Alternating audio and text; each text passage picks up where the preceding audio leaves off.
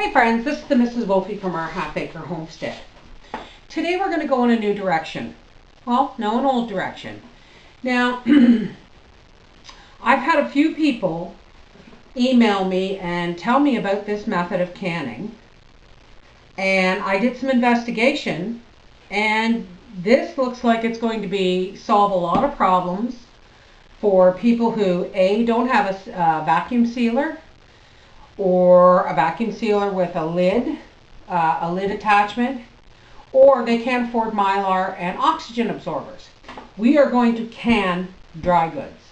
Now, back in the old days, when people were doing boiling bath canners, they would sometimes can things like tomatoes, and anything you would can in a boiling bath canner, they would can in this method.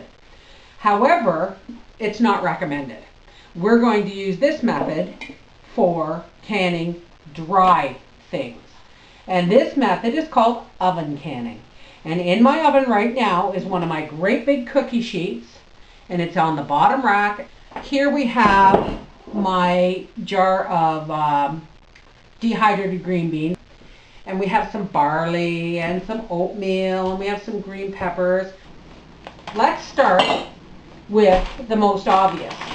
Now, this is a Mylar bag, and I sealed this in April 2011, but it didn't seal properly. See, there's no give of suction. Oh, I thought this was rice. This is navy beans.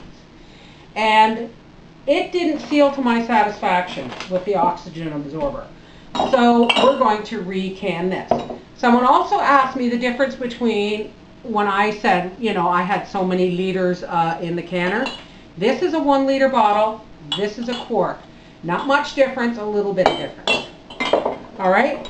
So what we're going to do is your jars have got to be clean and dry, and you don't boil your lids. Okay. These jar edges will be hot enough to seal them, but you do not boil your lids. You do not want moisture in these jars, okay? And another difference is we're going to fill these almost all the way to the top. These are my navy beans that I use for my pork and beans. And this is ready for the oven. All right? I'll be back when I get the beans going. Right now, I'm going to start putting these on the cookie sheet in the oven. Now, just out of curiosity, I'm going to try one thing different. Because we're not doing liquid seals, or sealed, yes, liquid seals. This is a ragu jar. This is a spaghetti sauce jar, and the lid is clean. And I'm going to attempt, the funnel won't fit in there. I'm going to try and use one of these jars. Only one, because if it doesn't work, I don't want to have to redo a whole bunch of jars. This may be a method where we can reuse old glass jars as long as the lids are clean. So we're going to try that too. Now we have about a half pint of my dehydrated green peppers here. So we're going to put those in there. Okay, what's this other Mylar bag? This is another bag that didn't seal properly. Yes, this is rice. Now I'm told if these seal, they will last 10 to 20 years.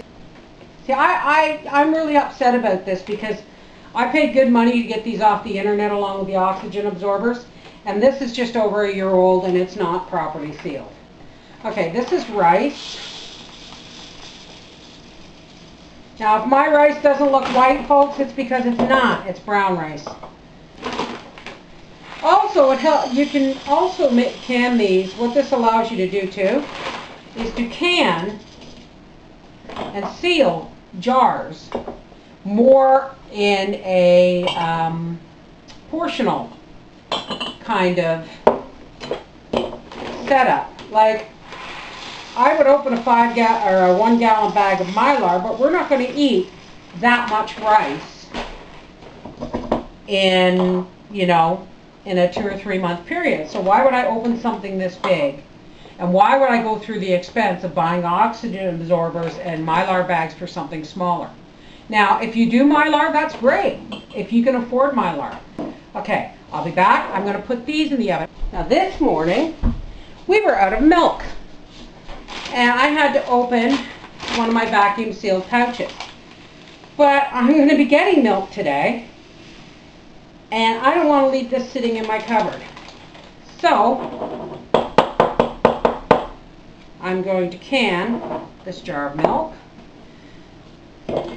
We're going to put barley in here. Here's a can of barley.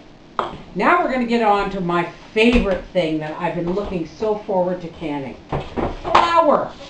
Apparently, you can can flour. And apparently, your canned stuff, your canned dry goods, will last 10 to 25 years. That's the word on the street.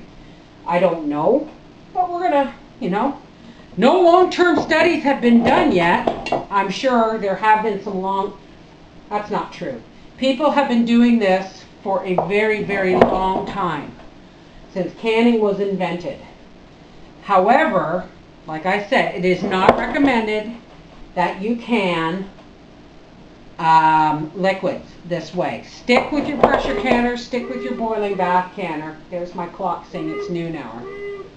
Alright, there's 1 jar of flour.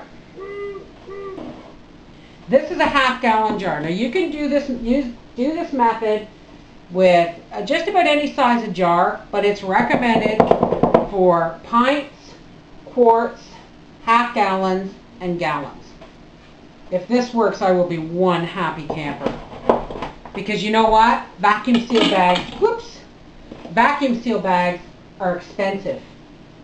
And the machinery is expensive. If this works, you don't need any special equipment except a funnel for the flour. Alright, I'll be back when I have all this stuff in the oven. Okay folks, there's what I've got in the oven right now. I've got beans, peppers, navy beans, rice, and flour. And I'm going to go ahead and start jarring up other stuff, but I'm going to close the oven now. I'm going to turn it on to 200. We're going to bake this stuff for an hour. Alright? Then when it comes out, we'll put the lids on and Bob's your uncle. Hopefully, we'll have this all done. Alright, we'll be back when these come out of the oven. Okay, our jars have been in the oven for an hour at 200 degrees. You take a damp, not wet, a damp cloth. Always, always, always wipe the rims of your jars. Now these jars are extremely hot, folks. We're just going to screw that down as tight as we can get it. And we're going to put it over there. And we're going to continue. Oh, that cooked my green peppers. Epic fail. Wonder how my beans did. Okay, I have to go pick up my son from work. But this just all came out of the oven now, and they haven't started to ping yet. These are my green peppers. And these are my green and yellow snap beans. I'm going to say, do not try and oven can dehydrated vegetables. They will burn. But so far, our flour, our rice, and our beans, well, let's just hope that they ping down. We'll be back when I've picked up my son from work. Okay, folks, here it is. There's our navy beans, our rice, and as you can see, they're all popped down. Even the ragu jar popped down. The flour, oatmeal, barley, that still has to pop down. It just came out of the oven. I don't recommend any kind of dehydrated vegetables.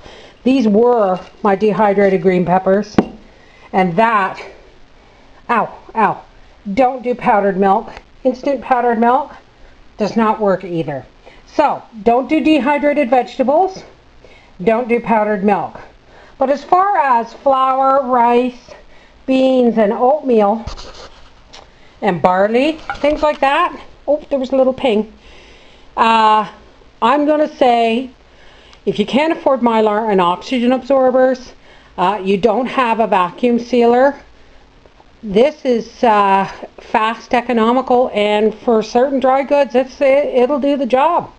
This is the Mrs. Wolfie from our half-acre homestead saying, oven canning, who'd have thunk it?